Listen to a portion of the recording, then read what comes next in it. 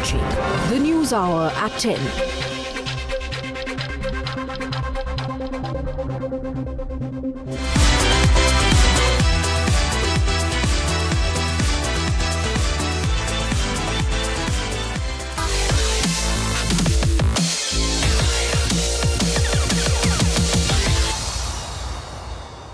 Hey guys, we have a big surprise for you, and today you're going to meet the highest paid heroine in Bollywood.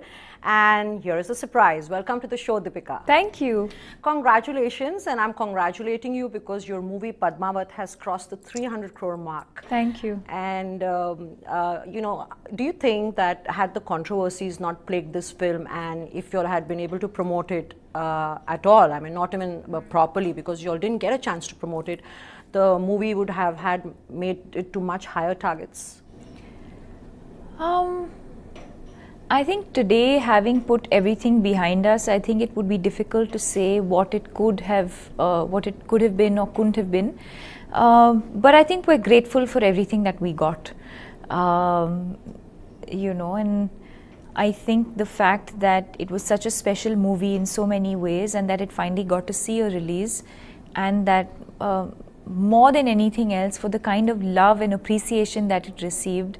And I think the numbers are just a reflection of that. Absolutely. I think today it would be difficult to sort of go back and sort of undo that. But I think also in a way very grateful for everything that happened and in the way that it happened, because I think at the end the film came out victorious. And you know, it was a story of this extremely powerful woman, which I felt was very, very apt for now, for these times. The story needed to be told, and I think grateful for the love that we got, the support that we got, and you know, I guess it had to be this way. You know, usually when you're going through a film's release, and promotions are probably the most annoying part of it, the most tiring part of it, because you just have to go through the whole rigmarole, and it's monotonous. And the irony is, this is one film where you guys were dying to promote it, and you all must have been looking forward to talking about it, and all the more reason because you all were being silenced, and things that were not true were being said. So, you know, how unfair did you feel at that time it was that, you know, you should be able to talk about it, and nobody was letting you represent yourselves or talk about the work you'll have all put in? No, I think I still spoke. You did? Yes. You were the only one who spoke. I'm coming to that question next. No, because I think, you know, sometimes I think it's important to go beyond just the artist in a movie, and also remind yourself that you're also a citizen of this country. And that's what I did. So, yep. You did speak about it, because I think the rest of the crew was kind of quiet, and you managed to keep your calm. It must have been a very trying time. I can tell you honestly that I lost a lot of sleep over this movie. It was every time a new controversy would come up, and the P of Padmavat would come up, and I'm like, oh God, there goes my day. It's like I thought I would lose my job over this film. There was so many controversies. There was a lot going on. There was so much pressure. So imagine the media going through this pressure. I can't even begin to imagine how you kept your cool. No, I think sometimes it's about accepting a situation. I think a lot of times why we end up losing sleep over certain things is because I think when you keep questioning something. But I think the minute you accept that this is what the situation is, and you sort of go with the flow and understand the situation, accept the situation, I think it's easier for everyone. So acceptance is what... Yeah, but at the same time, when I say acceptance, I don't mean... bowing down. Yes, I don't mean not being walked all over. But yes, knowing that this is what you are in, and this is the way you're going to deal with it. You know, I've read somewhere that you were so attached to the outfit that you wore during the Johar scene that you've kept it. Is that true? Yes, yes, and I've done that with most of my films in the last couple of years. Interesting. Right from, you know, the skirt in Cocktail to the last lehenga in Ram Leela when Ram and Leela fall off the balcony.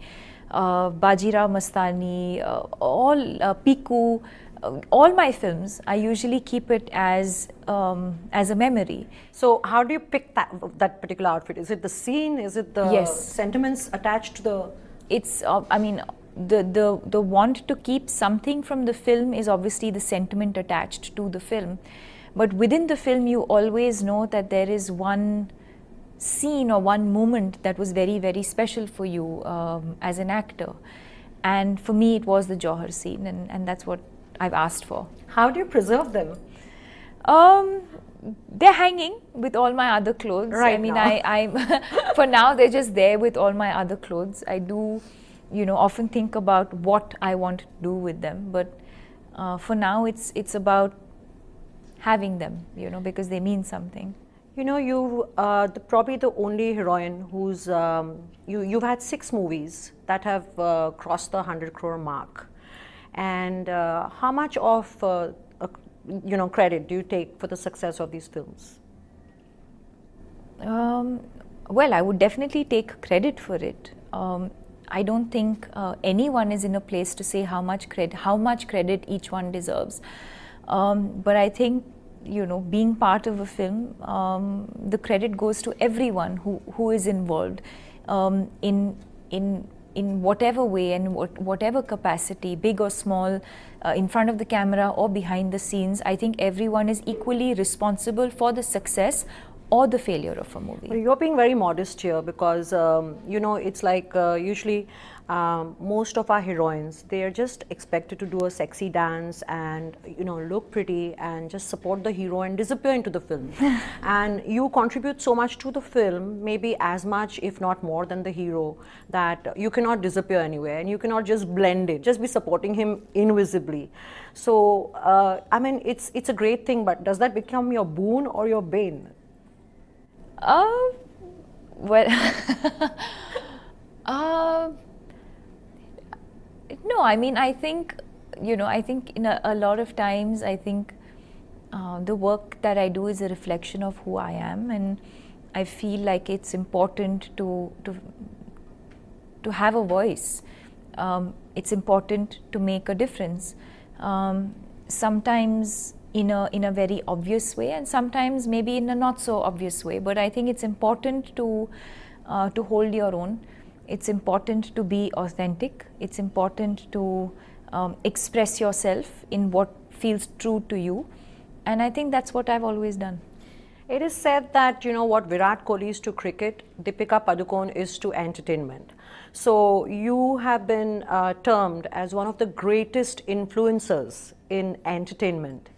Did you kind of work on this? Did it just happen to you? You are a national brand today. You're not just a heroine. Thank you. No, I've never. I don't think I've ever looked at it like that. I think. Well, people are looking at it like this. Thank you. I look at it as being able to do what I do, something that I love. And I think if there's one thing that I've always been conscious of, it's the fact that when you do something, do it with purpose, do it with meaning, and I've always done it with the intention to influence people's lives in a positive way. And in fact, I was just mentioning some time ago, just today I read an interview of Pharrell, who says that, who also said a very similar thing, which is if you do something, you do it with meaning and you do it with purpose. Otherwise, there's no point. It's a waste of energy. And I completely understand where he's coming from, or I understand that, what he said, because I feel the same way. I feel like when you do something, you do it with meaning and you do it with purpose. Otherwise, don't waste your energy. You're the highest paid heroine in Bollywood today, touch wood. Touch wood. And with a net worth of over 100 crores. Did you work on this by yourself? Do you have strategists who work with you? Do you turn to your dad for suggestions and advice? Do you have a great magical manager who I can steal away? I think all of it. I think that. Can you give me the manager's number later? Sure. Just kidding, sorry. I think it's all it's team effort. It's a collective process, and as far as my money is concerned, my father handles my finances, and that will never change. So, you know, I think I'm very blessed in that sense to also have a fantastic team, while, you know, a great combination of people. A great combination of people, because while I do what I do in front of the camera, you need that amazing support system that understands you, that believes in you, that supports you. And yes, you know, the fact that people are always there for you in your highs, but the fact that they've been there in my lows as well and supported me through everything. Well, Ranveer and you have been very successful co-stars and had a lot of successful films together. Do you ever turn to him for suggestions and advice? Yes, I do.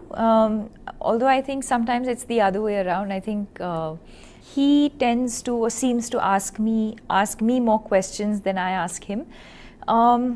But for me, he's a friend. For me, he's a confidant. For me, he's someone I can. We talk. No, I think he was joking. That doesn't negate the fact that he is a ham. But having said that, I think he is one of the finest actors we have of this generation. I think his ability to transform, his ability to he almost has this, yes, which I think none of the actors of the current generation have at this point, and I think that's what makes him as special as he is. He manages to imitate me as well. Can you imagine? Do you? In front of you? No, I wasn't in office. So they sent me the video, and he's like, he was in office to promote our channel, and he's like, okay, Simiti, this is allowed, this is not allowed. And I'm like, okay, Ranveer, this is where I think he was hamming. He didn't get my accent right. You know, we're talking about Ranveer, and we come to that subject. He's always full of surprises when it comes to his red carpet looks. What do you think of his style choices? I think they're interesting. That's a very... I think they're interesting. He has his, you know, I think he has his days when he... I think there are days where he feels like he seeks my approval. And there are days when he's just like, I'm just going to do whatever I feel. Wear pajamas to the GQ Man of the Year. Really? A couple of years ago. We were having dinner one day and he said, you know, something, and I did a fitting, and my my stylist or somebody, I had this suggestion, but then the stylist came and said, no, this. So I'm now wearing a suit. And I said, 1 second. You have to do that. And he said, you're joking, right? And I said, no, I'm serious. Whatever this pajama look that he had, night suit with some stick and everything, I was like, you have to do it. That's who you are. So yes, I think, to be honest, I think while I may not personally understand his sense of style, I completely and fully encourage him to express himself, because I think that it is another form of expressing who you are and your personality, and if that's who he is and if that's what makes him comfortable, most definitely he should do it, and I think he does it unapologetically. Absolutely, I think, and that's what makes it work. Yeah. When it comes to you know, your styling, when you're going out for events, and you obviously work with stylists, how much do you contribute to that, and how much of the look do you decide, whether it's your hair, whether it's your makeup, what you're going to wear, your accessories? I think it's a collective effort. I think you know, I think the stylist has a vision together with the hair and the makeup team. I think everyone has a vision. But at the end of the day, you have to feel good about yourself, and you have to feel, because you're the one who's, you know, who's going out there, who's going to be photographed. You have to feel confident, you have to feel comfortable, irrespective of what any style that someone forces down you. And it has to be authentic, it has to be true to your personality. Correct. Yeah. So personally, I feel like whenever I'm asked this, from my friends and everybody I know, like who's the best dressed in Bollywood, I always say it's you. And I'm not saying this because I'm sitting here. I personally feel that I don't think I've ever kind of run you down when it comes to fashion on my show. And I can be very ruthless. So, but you had a few hits and misses when you were criticized for the choices you made. Do you think they were bad choices, or do you think you were judged? No, I don't look at it as criticism, because while it might not have might not have appealed to someone else, what is important is how I felt on that day. How did it make me feel? Was I comfortable? Was I confident? Yes. Similarly, there are moments when when probably the critics have felt like I looked amazing, but I probably was not as comfortable as I would have liked to be. So it's a form of expression, and I don't think that that we should be hard on ourselves or on other people, because I think everyone has a different way of expressing themselves, and I think fashion, clothes is an extension of that. While you are the most amongst the most followed stars in Bollywood on social media, it also has a negative side to it, where you have these self-proclaimed critics, and they just feel that they own you and they rule you, and they can be pretty harsh, and like you've been called anorexic and whatever. It's like choices you made, and Really? then people say you're too thin, and they want to decide how much you should weigh. Do you feel, how do you react to such people who are just there anonymously hitting out harshly? I don't, because I don't consume that. I don't consume negativity. I don't entertain or encourage negativity. So for me, it doesn't even exist. Do you think that it's kind of a necessary evil today, social media? But the moment the stars put themselves out there on social media, they're just making themselves too available to strangers. I think you cannot. I think we cannot ignore the fact that today social media is a very important part of people's lives. Necessary evil. I think it's beyond that stage of whether one should or shouldn't put themselves out there. What is important is to be authentic on whatever platforms that you are on. It's like giving an interview, or it's like doing a public appearance, or it's like we were discussing clothes. It's like the clothes that you wear. You have to be authentic even in that narrative. You opened up about depression a while ago, and you were very honest about it. Of course, there are people who call it a luxury. And now that you look back, and you're probably going through one of your best phases of your life, could you pinpoint to what led to that? Is it like, does it just get lonely sometimes in Bollywood? What can it be? No, it's not. I think that's another myth we need to break, that it is not the circumstances. Yeah, it's not gender specific. It is not profession specific. It is not economic status or background specific. So it can literally and really happen to absolutely anybody. It's happened to me. It's happened to a lot of people from the film industry that we know. But we do work in a remote village in Karnataka called Davangere, and I've firsthand met people there who've experienced depression there as well, and some very serious illnesses as well. So it can really happen to anybody. Amitabh Bachchan recently put out a CV out there where he wanted to work as a hero. And I think his main selling point was that he's 6 feet 9 inches tall. And so when you were working with Shahid Kapoor, apparently height became an issue. How did you all manage that? Was Shahid always on a stool when standing next to you? No, not at all. I think a lot of this is in the minds of people. I think when you cast someone because you know that they'll add a lot of value to the film and to the character that they're playing. And I think he did that more than beautifully. All three of you were brilliant. So that's that. You know, of course, this question does not affect you, but there is a lot of pay disparity in Bollywood between the heroes and the heroines. And what's your opinion on that? Yes, I think that I think we cannot ignore the fact that there is that disparity. I know that it is something that needs to be addressed.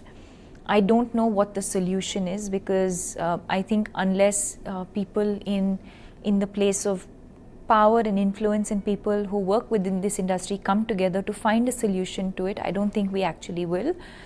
But when I just, you know, there are times where you just think about certain things sometimes, and I think maybe the men can start charging a little less instead of women asking for more money, because that just means the disparity would kind of level off. Yeah, because by charging more money, I think you're just making the film more expensive and lesser chances of it doing well at the box office. I think agree. What might make sense, I don't know, I've not even discussed this with anyone, I'm just thinking at the top of my head that maybe if men charge slightly less, and that's how you reduce the gap or the parity, instead of women charging more.